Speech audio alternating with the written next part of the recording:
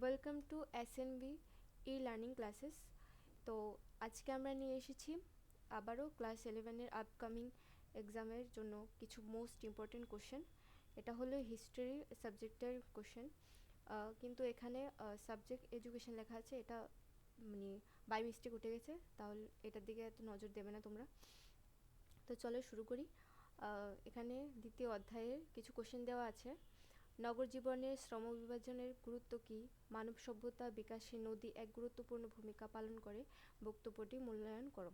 এমনভাবে 21টি কোশ্চেন দেওয়া আছে, তোমরা দেখে নেবে ভালো করে, আমি দেখিয়ে দিচ্ছি।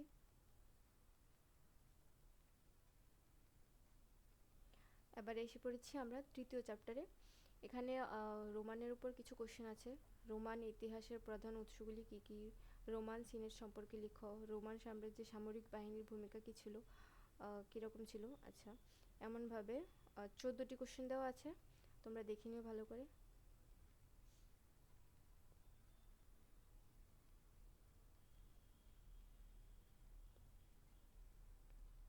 এবার আমরা এসেছি পঞ্চম অধ্যায়। এবার পঞ্চম অধ্যায়ের কিছু 1 মার্কস দেওয়া আছে, আবার কিছু নিচে দেখছো 3 মার্কসও দেওয়া আছে। 1 মার্কসগুলি পড়ে নেবে তোমরা, আর 3 মার্কসগুলি তো পড়বেই। চেঙ্গিস খাঁ সাম্রাজ্য কত দূর বিস্তৃত ছিল? মুঘল সেনাবাহিনীর দুটি বৈশিষ্ট্য লিখো। পাইজা কী? এমনভাবে অনেকগুলি কোশ্চেন দেওয়া আছে, মোট 13টি কোশ্চেন তোমরা পড়ে নেবে। ষষ্ঠ অধ্যায়ে 3টি শ্রেণী 1 মার্ক এখানে আছে। দেখিনি একটু, 21টি কোশ্চেন আছে, শর্ট কোশ্চেন, তোমরা দেখে নেবে।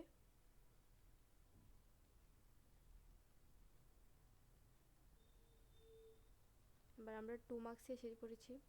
মধ্যযুগ কি? মধ্যযুগের কয়েকটি গুরুত্বপূর্ণ বৈশিষ্ট্য লিখো। রোমান সাম্রাজ্যের কোন প্রদেশ ফ্রান্স নামে পরিচিত এবং কেন? এমনভাবে অনেকগুলি কোশ্চেন আছে, 5 মার্কস আছে, দেখে নাও তোমরা একটু।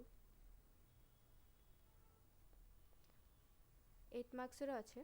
মধ্যযুগের ইউরোপীয় সমাজে প্রথম শ্রেণীরূপে ড্যাশ ভূমিকা আলোচনা করো।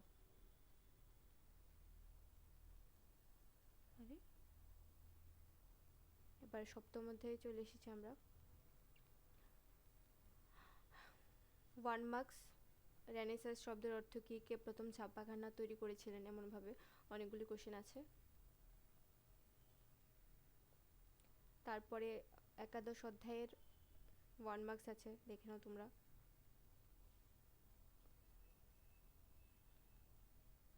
থ্রি মার্কসও আছে।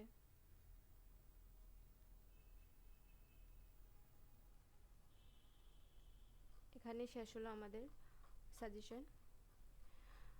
আশা করছি এখান থেকে তোমাদের সমস্ত কোশ্চেনগুলি কমন পড়ে যাবে। তোমাদের আপকামিং এক্সামের জন্য অল দ্য বেস্ট, ভালো করে এক্সাম দিও। Thank you.